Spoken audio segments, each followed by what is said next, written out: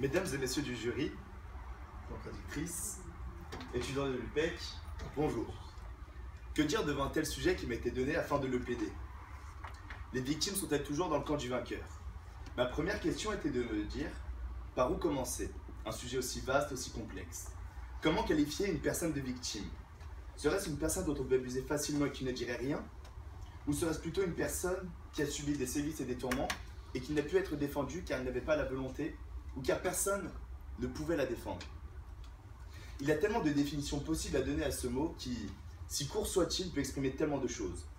Prenons l'exemple de ce jeune Théo D'aulnay-sous-Bois, qui a subi une maltraitance d'un policier qui, à première vue, n'avait pas suivi un cours pratique sur l'utilisation de sa matraque télescopique en intervention. Il est bien connu que les matraques de la police sont dotées d'un GPS intégré et qu'avec l'avancée technologique, il arrive que certains systèmes soient défectueux et que certaines matraques se retrouvent dans des endroits qui ne devraient pas être. Mais tout ça accidentellement, bien sûr. Dans cette affaire, le jeune Théo a été qualifié de victime. Non pas car il ne s'était pas défendu, car il a été défendu dans beaucoup de catégories politiques, où même le président de la République en personne est venu le voir à l'hôpital et l'a défendu.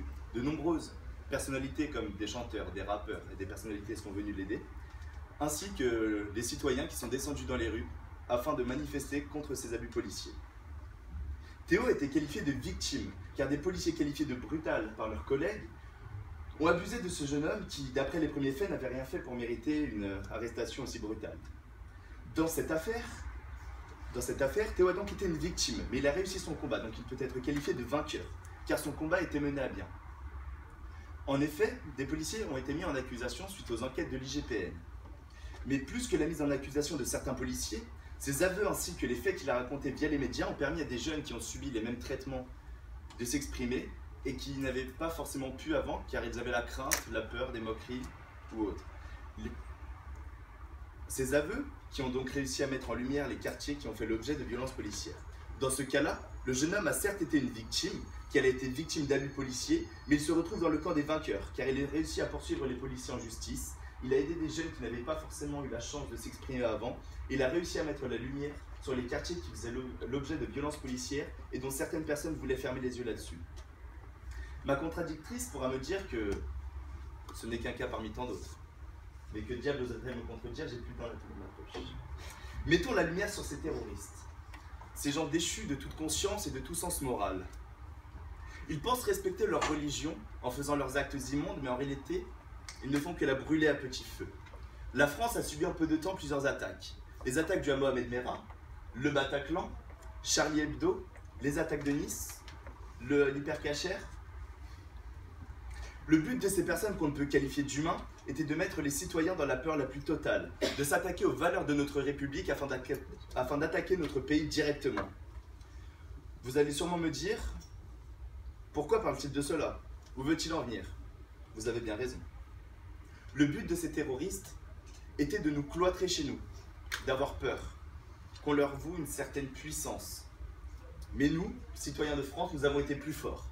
Nous n'avons pas subi leur pression.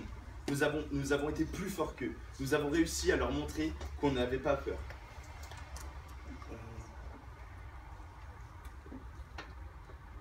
Excusez-moi, nous avons été les victimes de ces attentats, victimes de ces attaques qui nous ont tous touchés. Mais nous sommes les vainqueurs de cette histoire, car nous ne sommes pas soumis à leur volonté, à vivre dans la peur, à leur reconnaître une certaine puissance sur notre façon de vivre au quotidien. Voilà ce qui prouve encore une fois que les victimes sont toujours dans le camp des vainqueurs. Car certes, nous avons été touchés, mais nous nous sommes relevés, nous sommes dorénavant encore plus forts. Je pense que ma contradictrice n'est toujours pas convaincue. C'est pour ça que nous allons faire un petit voyage, tant au niveau de la distance qu'au niveau temporel. Je vais parler des États-Unis, de la ségrégation qu'il y a eu en 1860. En effet, une guerre en sens unique. Je vais parler de la suprématie blanche appelée Ku Klux Klan et les Afro-Américains. Vous allez encore me dire pourquoi parle-t-il de cela?